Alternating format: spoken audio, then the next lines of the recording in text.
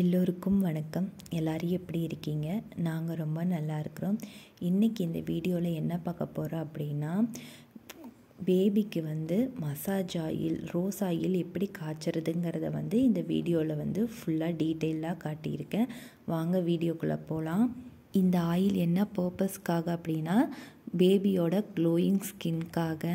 என் பையன் பிறக்கும்போது நல்லா செக்கச்செவேன்னு இருந்தான். அப்படியே ஒரு 3 மாதம் அப்படிங்கிற ஆகும்போது ஃபுல்லாக ஸ்கின் கலர் சேஞ்ச் ஆயிடுச்சு. ஸோ அதுக்காக இந்த ஆயில் நானே கைப்பட காய்ச்சி யூஸ் பண்ணிக்கிட்டு இருக்கேன். வேறு ப்ராடக்ட்டும் யூஸ் பண்ணி பார்த்தேன். பட் அவ்வளோக்கா எனக்கு ரிசல்ட் கொடுக்கல. அதனால் நான் இந்த மாதிரி மெத்தட் ஃபாலோ பண்ணேன். நல்லாவே ரிசல்ட் கொடுத்துச்சு. ஸோ அதனால் உங்கள் கூட நான் ஷேர் பண்ணிக்கிறேன். ஆயில் காய்ச்சறதுக்கு நம்ம மெயினாக பன்னீர் ரோஸ் எடுக்கணும். இல்லை அப்படின்னா நாட்டு ரோஸ் எடுத்து தான் காய்ச்சணும். நம்ம வீட்டிலேயே செடி இருக்கிறனால டெய்லி பூக்கிறத ஒரு டப்பாவில் ஃப்ரிட்ஜில் ஸ்டோர் பண்ணி வச்சுப்பேன். அந்த டப்பா ஃபில் ஆனதுக்கப்புறம் ஆயில் காய்ச்சி வச்சுருவேன்.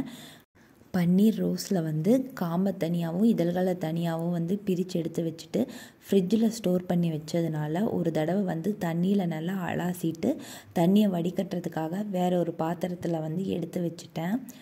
நல்லா தண்ணி வடிஞ்சதுக்கப்புறம் ஒரு ஈரமில்லாத காட்டன் துணியை வெயிலில் போடக்கூடாது, ஒரு நிழலான இடத்துல விரித்து விட்டு அதுக்கு மேலே ரோஸை ஸ்ப்ரெட் பண்ணி விடுங்க. ஈரமெல்லாம் நல்லா காஞ்சதுக்கப்புறம் அதை நம்ம ஒரு மிக்ஸி ஜாரில் அரைச்சி எடுத்துக்கலாம். எனக்கு அரைக்கும் போது மறுபடியும் எக்ஸ்ட்ராவாக 2 ரோஸ் கிடச்சிச்சு. அதையும் சேர்த்து மிக்ஸியில் நான் அரைச்சிக்கிறேன். கூட தண்ணியெல்லாம் ஊற்றக்கூடாது, மையவும் அரைக்கக்கூடாது. நல்லா கொரன்னு அரைக்கணும். நம்ம அரைக்கும் போதே அந்த ஈரப்பசை அந்த ரோஜா இதழ்களில் இருக்கும். பாருங்கள், இந்த அளவுக்கு கொரன்னு அரைச்சி எடுத்து வச்சுக்கோங்க. மெஷர் பண்ணுறதுக்கு ஒரு கண்ணாடி கிண்ணம் இல்லை அப்படின்னா ஒரு டம்ளர் எடுத்துக்கோங்க. நம்ம அரைச்சி வச்சதை ஒரு மெஷரிங் கப்பில் நம்ம மெஷர் பண்ணி எடுத்து வச்சுக்கலாம். எனக்கு 2 கப் அளவுக்கு கிடைச்சது. அதை ஈரமே இல்லாத ஒரு வடைச்சட்டியில் ட்ரான்ஸ்ஃபர் பண்ணிக்கிறேன். எண்ணெய் காய்ச்சறதுக்கு சுத்தமான தேங்காய் எண்ணெய் எடுத்துருக்கிறேன். நாம் 2 கப் அளவுக்கு அரைச்சதை எடுத்திருக்கோம். ஸோ அதனால் 2 கப்பு தேங்காய் எண்ணெய் ஊற்றிக்கிறேன். அதை நல்லா கிளறி விடுங்க.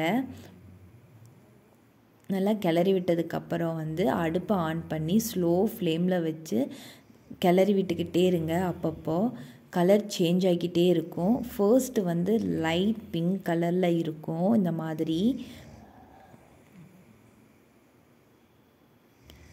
அப்பப்போ கிளறி விட்டுக்கிட்டே இருங்க. ஃபுல்லாக ஸ்லோ ஃப்ளேமில் தான் இருக்கணும். கடைசியில் பார்த்திங்கன்னா இந்த மாதிரி பபிள்ஸ் எல்லாம் அடங்கி இருக்கும். அப்போ நம்ம ஆஃப் பண்ணிக்கலாம். நான் காய்ச்சினது பார்த்திங்கன்னா நைட் டைம். அதனால் கொஞ்சம் ஆறுனதுக்கப்புறம் மூடி போட்டு ஒரு நாள் ஃபுல்லாகவும் தனியாக எடுத்து வச்சுக்கிறேன். அடுத்த நாள் காலையில் கிச்சன் ஒர்க்கெல்லாம் முடித்ததுக்கப்புறம் காய்ச்சி வச்சுருக்கிறத ஒரு சுத்தமான காட்டன் துணியில் போட்டு நல்லா பிழிஞ்சு எடுத்து வச்சுக்கோங்க. எல்லாத்தையும் பிழிஞ்சு எடுத்து வச்சதுக்கப்புறம் தனியாக ஒரு டப்பாவில் ஸ்டோர் பண்ணி வச்சுக்கோங்க.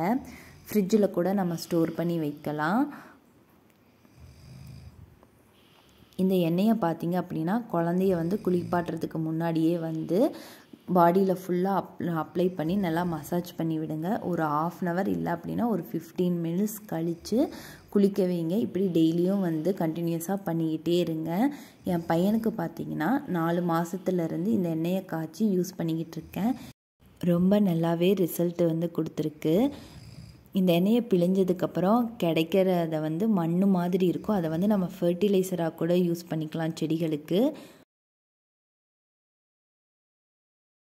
ஆல்ரெடி ஒரு டப்பா என் பையனுக்கு யூஸ் பண்ணிக்கிட்டு இருக்கேன். அது தீரப்போகுது. ஸோ அதனால் இன்னொரு டப்பா நான் காய்ச்சி வச்சுக்கிட்டேன். அதை தான் உங்கள் கூட ஷேர் பண்ணியிருக்கேன். இது என் பையனுக்கு ரொம்ப நல்லாவே ரிசல்ட் கொடுத்துச்சு. அதனால தான் உங்கள் கூட நான் ஷேர் பண்ணிக்கிறேன். இந்த வீடியோ உங்களுக்கு யூஸ்ஃபுல்லாக இருக்கணும்னு நான் நம்புகிறேன். தேங்க்யூ.